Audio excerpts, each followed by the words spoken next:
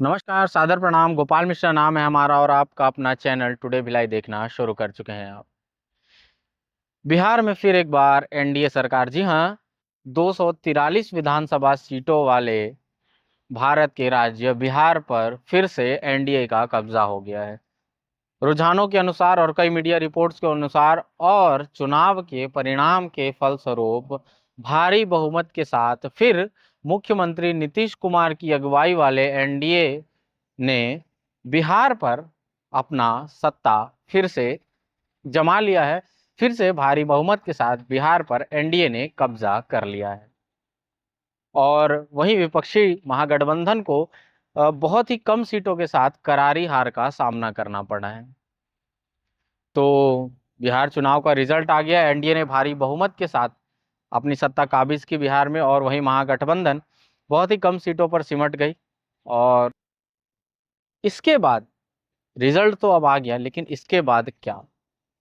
अभी CM face पर और जो चुनाव में किंग मेकर की भूमिका है, इस पर सस्पेंस बरकरार है और इसी मुद्दे पर आज मैं इस खबर में आपको बताने जा रहा हूं। कई पॉलिटिकल एनालिसिस और कई लोगों से बातचीत करने के बाद, कई जो सत्ता को समझते हैं, चुनाव के रुझानों को समझते हैं, अधिकारियों को समझते हैं, उनसे बात करने के बाद मेरे मति अनुसार मैंने ये फैक्टर पाया कि क्यों एनडीए बिहार में फिर से सत्ता पर काबिज हो पाई। इसका बड़ा कारण क्या है?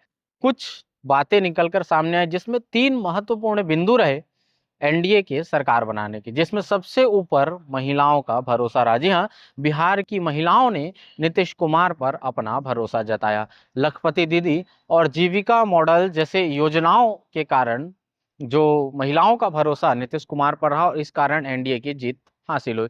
दूसरा पॉइंट जो मुझे ये समझ में आता है कि चिराग पासवान, जो कि लोक जनशक्ति पार्टी को लेकर चल रहे थे, उसका भी इसमें काफी योगदान रहा है। उनके अनुसार या उनकी सहयोग से भी एनडीए ने काफी अच्छा तरक्की किया। और तीसरी और सबसे महत्वपूर्ण फैक्टर, जो कि मोदी जी का फेस वैल्यू। जी हाँ, बिहार में नरेंद्र मोदी के फेस वैल्यू माफ कीजिएगा, फेस वैल्यू की कीमत काफी रही। और जो केंद्र की नीतियां रही, जिसे नीतीश कुमार ने बिहार में प्रभावी रूप से लागू किया, तो केंद्र की नीतियों जिसे बिहार में तत्काल लागू किया गया और कई केंद्र की योजनाओं जिसका फायदा बिहार के लोगों को मिला, और इसे देखते हुए भी लोगों ने एनडीए को चुना और इस बार एनडीए को सत्ता की कुर्सी पर काबिज किया।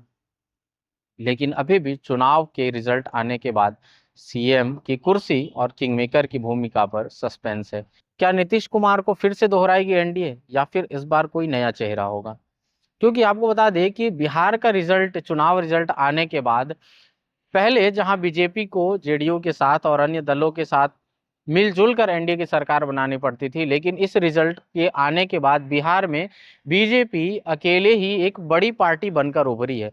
यानी कि कल को अगर नीतीश कुमार अपनी पार्टी का सपोर्ट खींच भी लेते हैं तो बीजेपी ने इतना बहुमत हासिल किया है कि वे अन्य पार्टियों के साथ मिलकर अपनी सरकार बना सकती है। तो रिजल्ट आने के बाद ये तो साफ है कि बिहार पर एनडीए का कब्जा हो चुका है, एनडीए की ही सरकार बनेगी।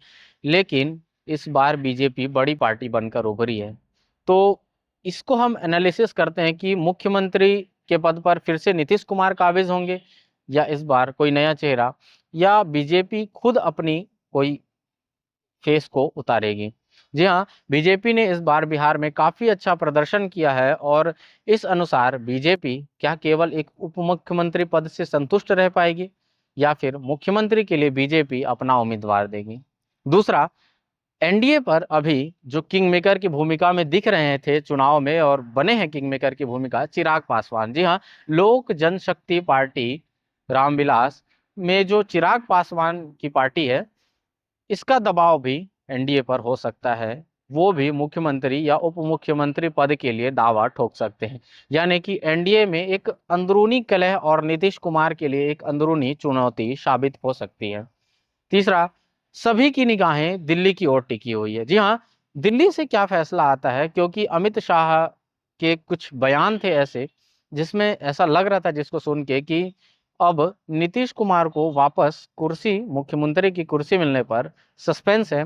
कोई नया फेस वैल्यू उतर सकता है। इसलिए अब चुनाव का रिजल्ट आने के बाद सभी की निगाहें दिल्ली पर टिकी हुई है, वहां से क्या फैसला आता है और उसके बाद सीएम फेस और किंग मेकर की भूमिका तय होती है।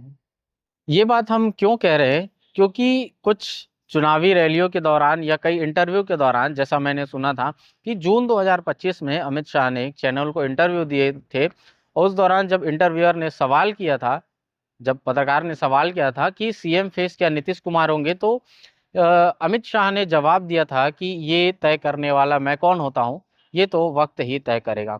वैसे ही चुनाव प्रचार के समय बिहार आए थे, तब अक्टूबर 2025 में एक चैनल के पत्रकार ने जब उनसे सवाल किया था कि नीतीश कुमार ही अगले सीएम होंगे, तो उन्होंने फिर से यही कहा था कि सीएम तय करने वाला मैं कौन होता हूँ।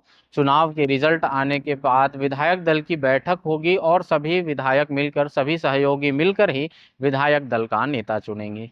इसलिए भी नीतीश कुमार के सीएम बनने पर सस्पेंस है। अब इसमें और क्या नया मोड़ आता है, कहानी क्या मोड़ लेती है, ये जानने के लिए बने रहिए हमारे चैनल पर। अब तक आपने हमारे चैनल को सब्सक्राइब नहीं किया है तो भाई पहले सब्सक्राइब कीजिए, बेल आइकन ज़रूर दबा लीजिए। ऐसे ही ताज़ा खबरें और नई नई बातें मिलती रहेगी आपको सिर्फ हमारे चैनल पर। फिर होगी मुलाकात ऐसे ही किसी मुद्दे के साथ, तब तक के लिए मुझे दीजिए इजाज़त। जय हिंद।